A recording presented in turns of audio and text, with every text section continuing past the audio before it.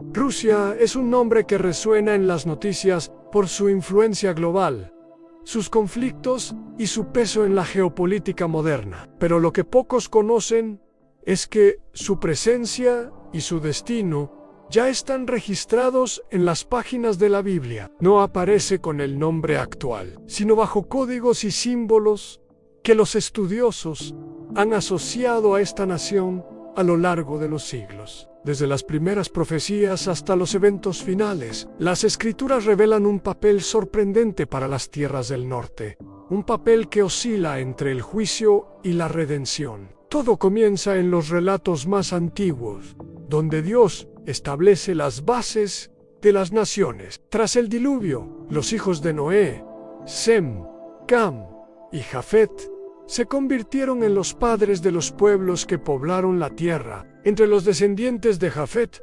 mencionados en Génesis 10, destacan nombres como Magog, Mesec y Tubal.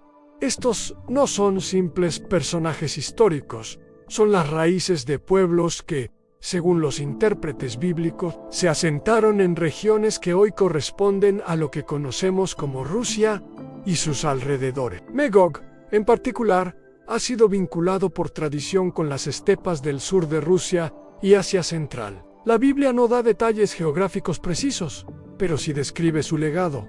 Pueblos guerreros, que tienen gran fuerza, que habitarían en los confines del norte. No eran naciones cualesquiera, eran grupos con un destino marcado en las profecías, especialmente en los textos que hablan de los últimos tiempos. El primer gran indicio aparece en el libro de Ezequiel, donde se describe una coalición de naciones liderada por Gog, príncipe de Magog. Este pasaje, uno de los más analizados por los estudiosos de la profecía, pinta un escenario en el que una potencia del norte se alza contra Israel en los días finales. Ezequiel detalla cómo Gog y junto a aliados como Mesec, Tubal, Persia, Cos y Gomer se unirán en un ataque masivo contra el pueblo de Dios. La descripción es clara. Vendrán como una tormenta, como una nube que cubre la tierra, con un ejército inmenso.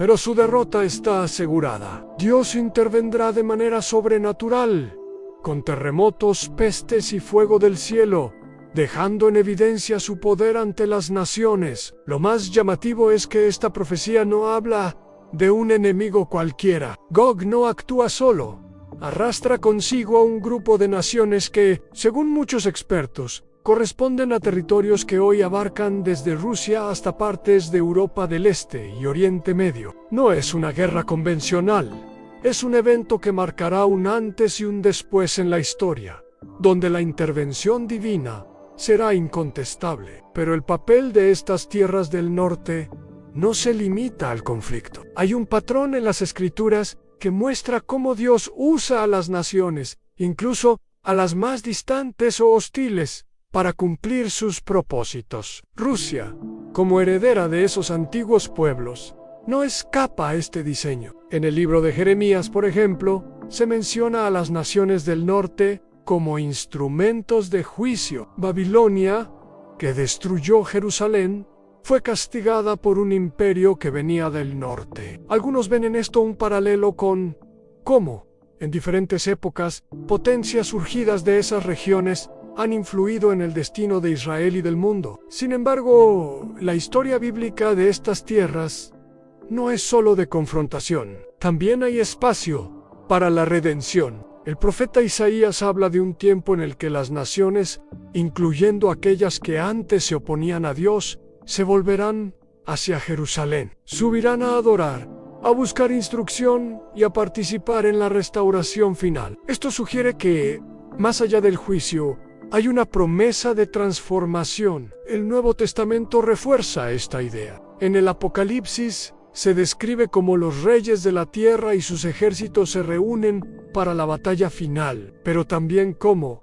al final, las naciones caminarán a la luz de la Nueva Jerusalén. No se menciona a Rusia por su nombre, pero la imagen de pueblos distantes uniéndose en adoración incluye a todos aquellos que, en algún momento, se levantaron contra el plan divino. Hay otro detalle intrigante. En los relatos de los primeros cristianos, se habla de cómo el mensaje del Evangelio llegó hasta los confines de la tierra. Tradiciones antiguas señalan que los apóstoles, como Andrés, predicaron en regiones que hoy forman parte de Rusia.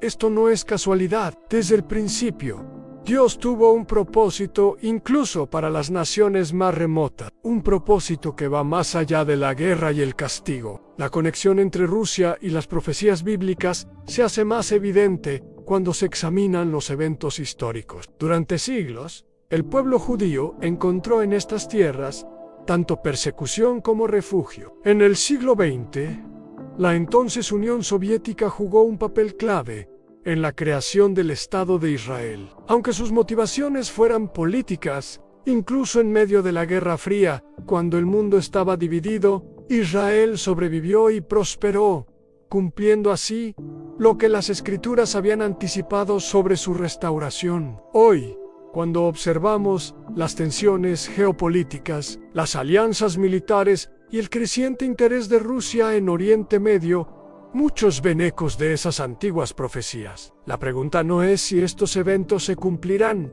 sino cuándo y cómo. Lo que sí queda claro es que, según la Biblia, las naciones del norte tendrán un papel decisivo en los últimos días. Pero hay algo más profundo. Las profecías no solo hablan de guerras, también de un despertar espiritual. El libro de Zacarías, por ejemplo, anuncia que las naciones reconocerán a Dios como único Señor. Esto incluye a aquellos pueblos que, como Magog, fueron simbolizados como adversarios. La promesa es que, al final, habrá un tiempo de paz y reconocimiento universal de la soberanía divina. Rusia, como otras grandes potencias, enfrenta una encrucijada. Su historia está entrelazada con la de Israel y con el plan de Dios, de una manera que pocos comprenden. Las Escrituras no la condenan sin esperanza, sino que le ofrecen un lugar en la redención final. El juicio vendrá para quienes se opongan, pero la misericordia estará disponible para quienes busquen la verdad. Lo que hace única a esta nación en el contexto bíblico es su posición dual.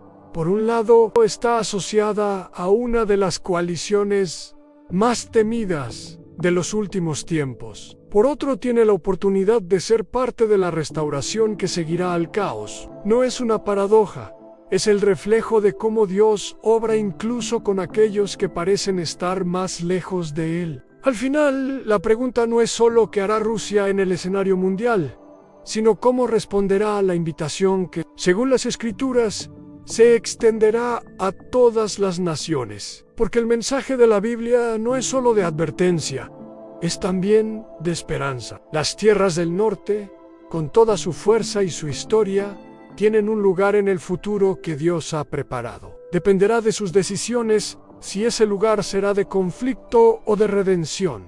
Lo que sí es seguro es que, como en los días de Ezequiel, el destino de las naciones no está en manos de los hombres, sino en el plan que se reveló desde el principio. Hasta el más poderoso de los imperios tiene un papel que va más allá de lo que los titulares pueden mostrar. Si te gustó, suscríbete, comenta